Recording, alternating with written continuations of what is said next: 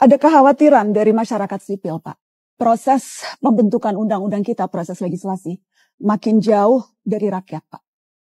Tidak ada partisipasi publik yang bermakna. Saya spesifik mau bertanya soal RUU Polri, Pak. Karena di situ tampak bahwa kewenangan kepolisian akan ditambah, padahal justru isu krusialnya adalah pengawasan yang minim. Dilihat dari berbagai abuse of power yang dilakukan oleh aparat, dari mulai kasus pelecehan seksual perwira, dari mulai korupsi, dari bagaimana aksi kekerasan yang dilakukan aparat. Bapak setuju polisi perlu diperluas kewenangannya, atau justru malah harus ditambah pengawasan dan wewenangnya diperkecil, Pak Presiden? Balik itu, Pak, karena prosesnya yang tidak transparan, draft yang terkadang kerap kali tidak terbuka. Bahkan sudah diketok belum dikasih tahu. Pertemuan-pertemuan bukan di lembaga DPR, tetapi di luar ruangan parlemen begitu.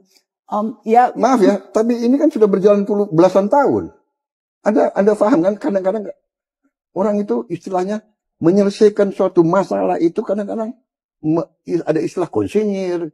Mereka kerja berapa hari tanpa berhenti loh itu. Jadi kuncinya rakyat tidak mendapatkan akses untuk ikut, Pak. Itu mekanisme tidak ada. Itu mekanisme itu bisa kita perbaiki.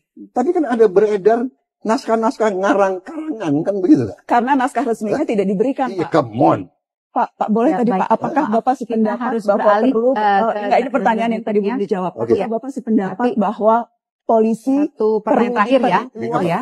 Apakah polisi perlu diperluas kewenangannya, Pak, sesuai dengan minimal draft yang saat ini kita lihat Pak, ketika tadi baik. Bapak Maaf, waktu kita sudah habis, kita harus berikan dulu kesempatan kepada yang lainnya, Pak. Gak apa-apa, saya bisa.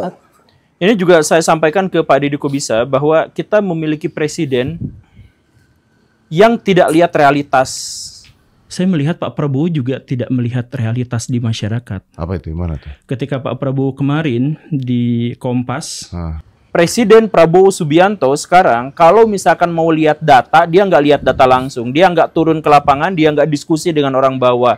Yang dia lakukan adalah nanya sama Pak Dasko, nanya sama Pak Hasim, nanya sama Pak Muzani, sama Pak Al-Kadri.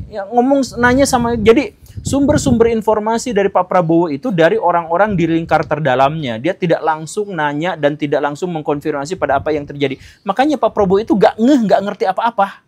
Pak Prabowo itu, ini kemungkinan saya, kemungkinan dalam pikiran saya, Pak Prabowo itu terlalu sering dikhianati di zaman dulunya. Sama Ibu Megawati, khususnya sama siapa. Jadi Pak Prabowo itu tidak mau mendengar informasi selain dari ring terdalamnya saja. Makanya waktu kalah sama Jokowi yang pertama kali, dia sujud syukur. Walaupun seluruh televisi mengatakan dia kalah, tapi kalau kata orang dalamnya dia menang, sujud syukur. Itu 2 kali, pemilihan yang pertama, pemilihan yang kedua gitu. Nah, ini makanya saya kemarin di Pak Deddy Kobisa itu ngomong dengan tegas, Pak Prabowo tolong turun ke lapangan, lihat realitas. Saya tahu Pak Prabowo itu kalau malam-malam suka nonton YouTube, nonton video ini, tolong di-share ya. Saya tahu, karena kalau malam dia suka nonton YouTube. Jadi Pak Prabowo itu kalau malam, tapi memang Pak Prabowo itu tontonannya, dia lebih senang nonton YouTube. Tolong di-share video ini kepada Pak Prabowo semuanya. Saya tahu Pak Prabowo itu kalau malam-malam suka nonton YouTube. Tapi please lah Pak Prabowo, jangan bergantung pada informasi-informasi yang didapat hanya dari orang dalam saja, dari lingkar terdalam saja. Pak Prabowo punya segala fasilitas negara, Pak Prabowo memiliki semua platform yang dibutuhkan untuk bisa melihat realitas masyarakat di lapangan. Jadi lihat, gak harus jatuh ke gorong-gorong, gak harus. Gak harus kayak gitu. Itu juga bukan stylenya Pak Prabowo gitu. Anggaplah seperti itu. Tapi mohon realitas itu dilihat, jangan sampai kayak kemarin. Jadi ketika Indonesia gelap, Indonesia gini, Pak, tolonglah kami rakyat Indonesia susah nyari kerja. Yang dikatakan Pak Prabowo apa? Kata siapa Indonesia gelap? Indonesia nanti akan menjadi kekuatan ekonomi terkuat keempat di dunia di tahun 2025. Kata siapa? Ring terdalamnya, ya. Saya juga heran. Ya, ada orang yang mengatakan Indonesia gelap. Ya, saya kalau dia memang merasa gelap ya itu hak dia. Tapi kalau saya bangun pagi saya lihat Indonesia cerah, iya kan? Saya sih tidak akan melarang orang untuk selalu memandang dengan kegelapan. Kalau ada orang yang mau lihat gelap, monggo.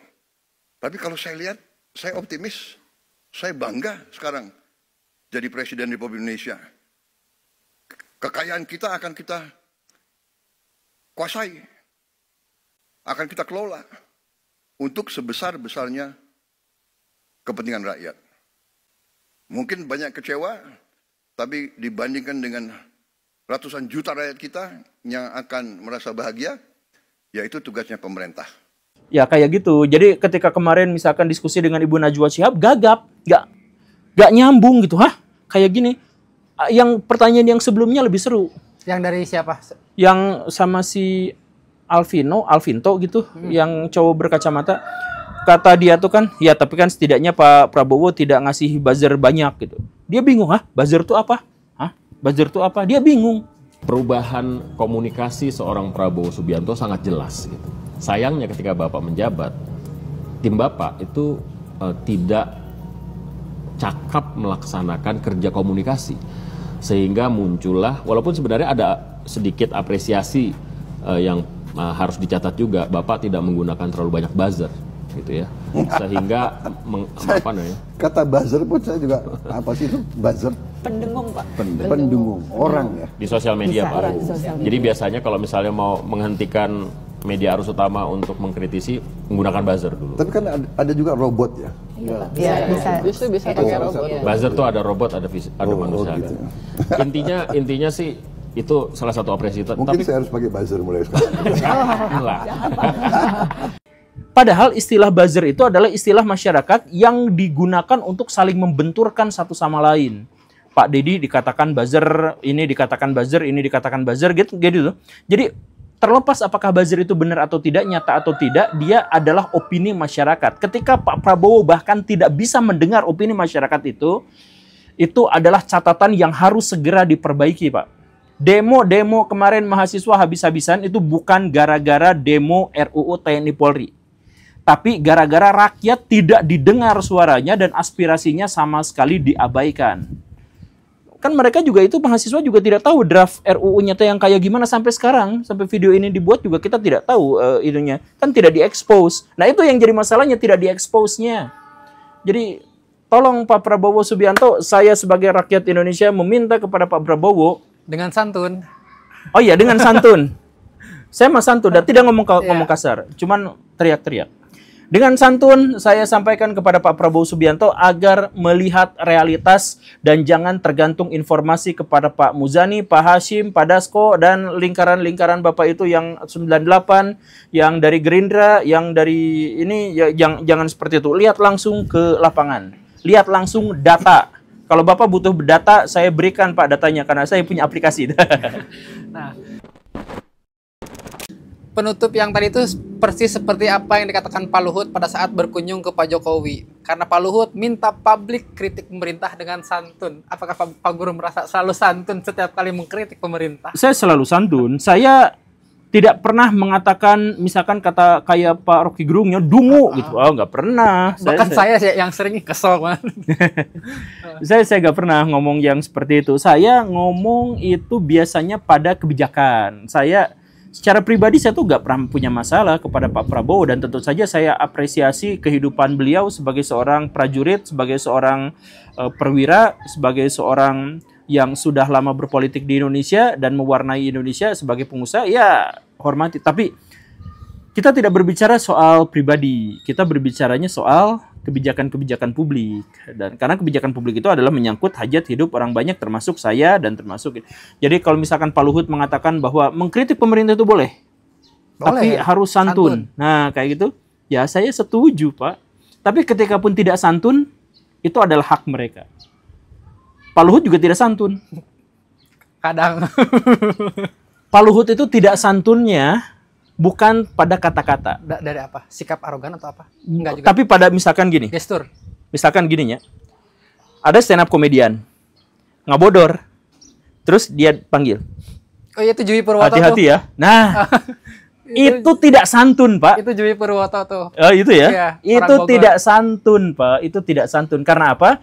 Karena Bapak sebagai pemegang otoritas, sebagai orang yang memiliki nama, memiliki power, memiliki daya tawar, dan Bapak memiliki pejabat serta memiliki ribuan prajurit di bawah Bapak.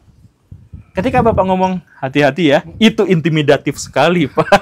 Itu mengerikan Sangat sekali. mengerikan. Sangat mengerikan. Jadi dalam konteks itu Pak Luhutnya tidak santun ya. Jokes yang bla bla bla bla, pokoknya intinya waktu itu menteri tuh direvisi sama Pak Jokowi itu, di reshuffle gitu. Gue bilang, nih gimana sih ngebentuk menteri revisi, kabinet direvisi mulu. Ini sebenarnya Bapak presiden apa dosen pembimbing? Kamu sini. Gitu. Pak Luhut sampai senyum, sambil senyum. Kamu sini. Nah, tapi kan multitafsir. Bagus, materi kamu bagus ya. Tapi hati-hati ya. Gimana? Sambil senyum. Sambil senyum. Jangan sekali-kali kayak gitu lagi ya. Coba kalau misalkan kalimatnya diganti. Gimana coba? Kamu bagus ya. Kamu bagus ya. Saya apresiasi kalau misalkan kamu mengkritik seperti itu, dan kritik barusan itu bagus karena tidak ada kalimat-kalimat kotor. Cuman bisakah kritikan-kritikan itu juga membangun agar masyarakat lebih terbuka terhadap kritik? Bukan hanya ngeritik pemerintah, masyarakat juga harus dikritik. Nah, kayak gitu kan sambil gitu kan, sambil dikasih kopi Vietnam misalkan kan, sambil ngopi bareng gitu kan, itu kamu pulang naik apa? Wah, makin serem. Gitu. Kamu pulang naik apa? Mau diantar sama Kopassus? Nah, kan Pak Guru, mungkin sekian untuk episode kali ini. Terima kasih. Sampai jumpa besok. Assalamualaikum warahmatullahi wabarakatuh. Waalaikumsalam.